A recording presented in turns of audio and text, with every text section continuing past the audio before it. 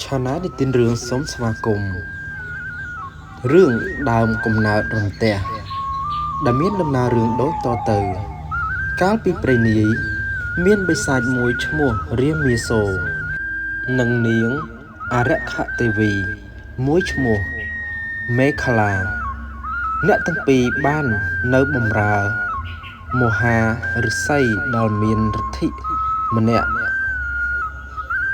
ដើម្បីនឹងរៀនវិជ្ជាមន្តអាគមគាថាបិសាចនិងនាងមេខលាបានខំរៀនប្រណាំងប្រជែងគ្នា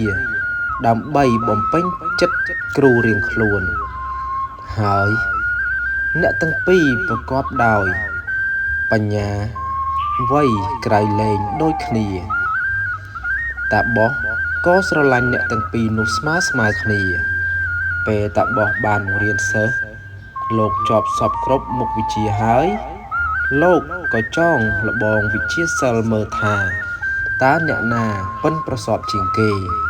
ទើបលោកនិយាយទៅកាន់សិស្សថាបើអ្នកណាយកកែវមួយមានទឹកសន្សើមពេញមកឲ្យខ្ញុំបាននោះខ្ញុំនឹងធ្វើទឹកនោះឲ្យคล้ายទៅជា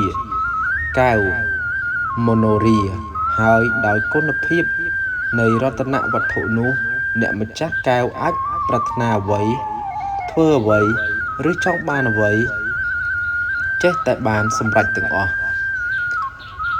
រាមាសួរក៏យកកែវមួយទៅត្រងទឹកសន្សើមដែលទៅនៅលើស្លឹកឈើនិងស្មៅផ្សេងវាបានខំព្យាយាមធ្វើដូច្នេះជាច្រើនព្រឹកប៉ុន្តែឥតបានផលល្អសោះចំណែកឯនាងមេខលាដែលជាស្រីគិតវែងឆ្ងាយក៏រើសយកបណ្ដូលឈើមួយយ៉ាងទន់ស្ពោតហើយយកទៅដាក់ផ្ដិតលើទឹកសន្សើមដែលដក់នៅលើស្លឹកឈើនិងលើស្មៅតតែដុំឈើនៅជក់ទឹកពេញទាំងអស់បន្ទាប់មកនាងមេខលាបានយកដុំឈើនោះនៅទៅច្របាច់ទឹកដាក់ក្នុងកែវអាស្រ័យដោយហេតុដូច្នេះនាងក៏រោទទឹកសន្សើមដាក់កែវបានពេញហើយក៏យកកែវនោះទៅជូនមហាតាបោះដូច្នេះបានជានាងអរិយរុក្ខទេវីត្រូវបានតាបោះសម្គាល់ថាប៉ិនប្រសពជាងបិសាចតាបោះជប់ទឹកសន្សើមនោះឲ្យកើតទៅជាកែវហើយប្រគល់ទៅឲ្យនាងមេខលាដោយប្រាប់ថាកែវនេះមានគុណភាពខ្លាំងណាស់បើអ្នកមានបំណងអ្វីមួយគ្រាន់តែលើកកែវនេះក្រវីឡើងនោះមួយរំពេចសេចក្តីប្រាថ្នារបស់អ្នកនឹងបានសម្រេចភ្លាមមួយទៀតដោយគុណភាពនៃកែវនេះអ្នកអាចហោះកាត់អាកាសគប់ពពកជ្រោកអាចជន្លែនទៅកាន់កន្លែងណាក៏បានទាំងអស់នាងអរិយខទេវីក៏ទទួលយកកែវនោះមកលើក្រវីឡើងលើស្រាប់តែហោះវឹងទៅលើមេឃតម្រង់ទៅមហាសាគរចំណែកឯរាមាសូរអាស្រ័យដោយការព្យាយាមដ៏យូរក៏រកទឹកសន្សើមដាក់មិនបានពេញកែវហើយយកទៅថ្វាយមហាឫសីពោលថាចៅឯងយករបស់នេះមកយឺតយូរពេកហួសពេលតាត្រូវការឥឡូវតាឲ្យបានឲ្យរតនវត្ថុនោះទៅនាងមេខលាទៅហើយមុនអាគមគាថារបស់តាអាចជប់វត្ថុនេះបានតែមួយដងទេពេលបានឮតាបោះ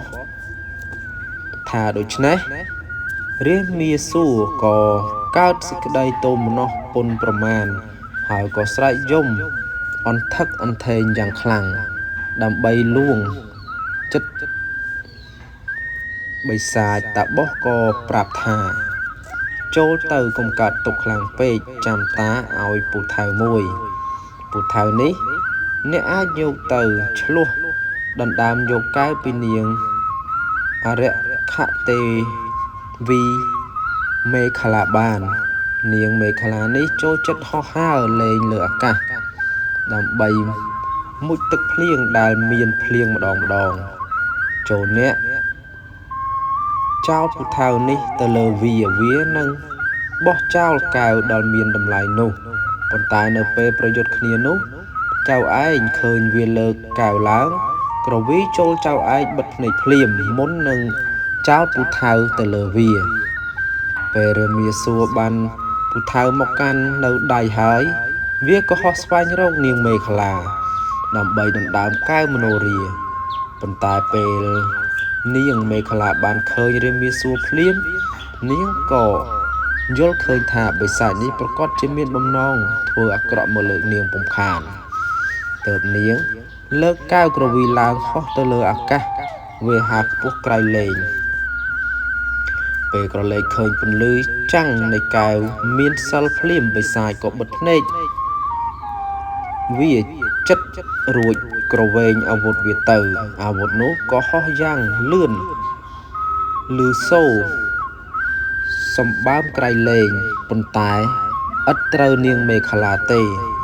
ចាប់តាំងពីពេលនោះមកទៅនៅពេលដែលមានព្រាមផ្គរគេឃើញចាំងពន្លឺកែវហើយនឹង